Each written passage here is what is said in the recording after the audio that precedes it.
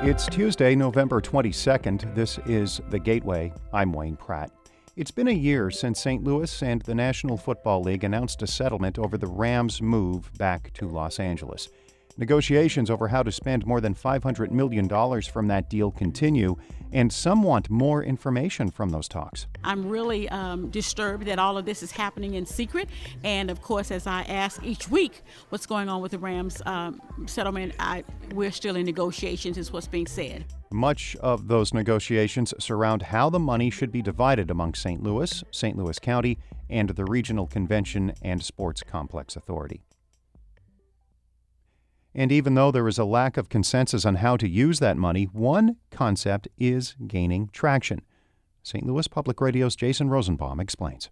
One idea is to put much of the money into something resembling an endowment and use earnings from that for projects that help St. Louis and St. Louis County. That proposal is getting a warm reception from Dave Spence, a member of the board that oversees the Dome at America Center. There's some people that just say, hey, we want to get our money and take care of the Dome, and that's somebody else's battle. But golly, wouldn't it be great if we woke up 10 years from now and we actually did what we're talking about and we could make sincere differences in our community? The parties involved in the Rams settlement agreed to place the funds in an account that garners more interest. I'm Jason Rosenbaum, St. Louis Public Radio. The St. Louis alderman who sponsored the 2015 attempt to keep the Rams from bolting to Los Angeles is leaving local politics. Jack Coder says he will not run for re-election to his seat or for any other local office.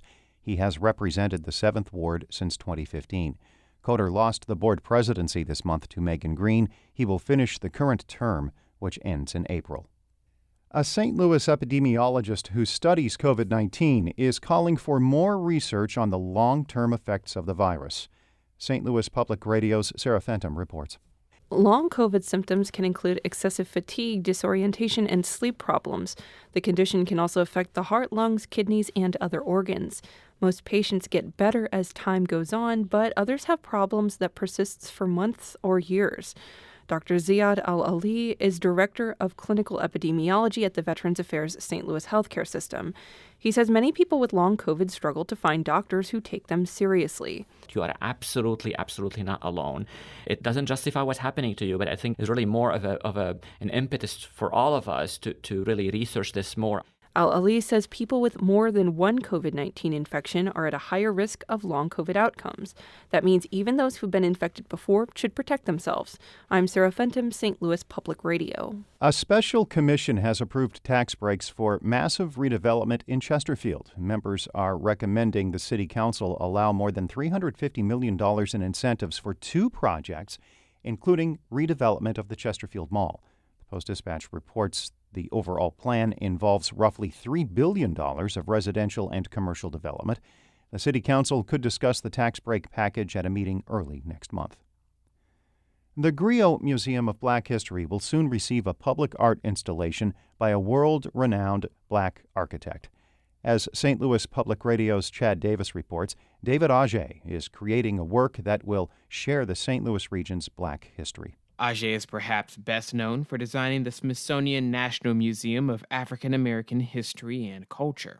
In St. Louis, he's working on a series of circular monuments that will surround the Griot.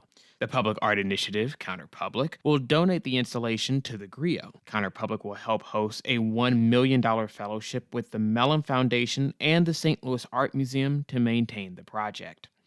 Griot founder Lois Conley says the project will be instrumental in expanding the museum. This is a step toward helping the Griot grow even more. After 25 years of struggling to get there, this is probably going to be the thing that pushes us over. The installation will be completed next spring. I'm Chad Davis, St. Louis Public Radio.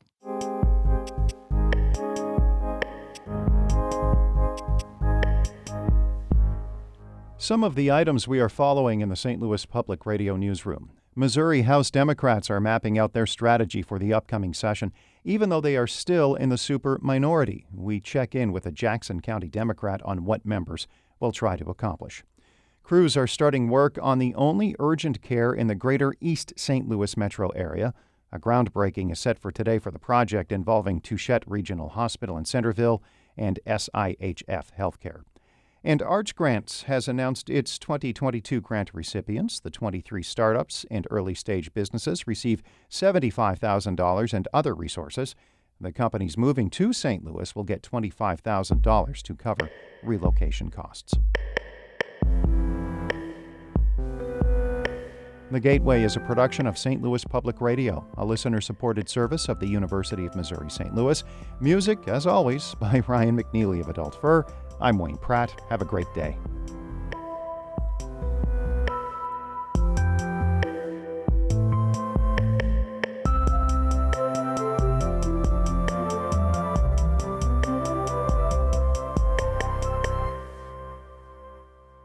Support comes from the Missouri Forest Products Association, saluting Earth Day on April 22nd with an ongoing commitment to help offset carbon emissions with sustainable harvesting of Missouri forests. Details at choosewood.com.